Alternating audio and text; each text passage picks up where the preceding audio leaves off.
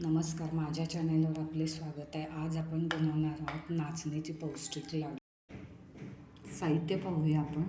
इथं मी 1 वाटी नाचणीचं पीठ घेतलेलं आहे, 1 वाटी साखर, त्यामध्येच 2 वेलदोडे घातले, पाव वाटी तूप. साखर मिक्सर करून घेऊया. पीठ भाजून घेऊया. तूप गरम झालं आपलं, त्यामध्ये आता मी नाचणीचं पीठ घालते. पीठ आपल्याला खमंग भाजून घ्यायचं आहे. आता आपलं नाचणीचं पीठ छान भाजून झालेलं आहे. तुम्हाला सगळ्यांना माहितीच आहे, नाचणीमध्ये कॅल्शियम भरपूर असतं.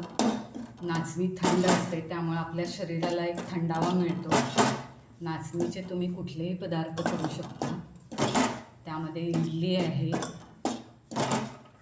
लाडू आहेत, आंबोळी करू शकता, नाचणीची आंबील करू शकता. मी यापूर्वी गव्हाच्या पिठाचे लाडूचा व्हिडिओ अपलोड केलेला आहे. त्याचं प्रमाण जसं आहे तसंच ह्या प्रमाणात आहे. सगळ्याचं प्रमाण अचूक आहे. तुम्ही जास्त प्रमाणात करणार असाल तर साधारण 3 वाट्या पीठ घेतलं की अर्धा किलो होतं. त्या प्रमाणात तुम्ही साखर आणि तुपाचं प्रमाण वाढवू शकता. आता आपण हे पीठ एका परातीत मी काढून घेते. गार झाल्यानंतर आपण त्यामध्ये पिठी साखर घालून लाडू करायचे. पीठ गार झालं आहे, यामध्ये पिठी साखर घालते.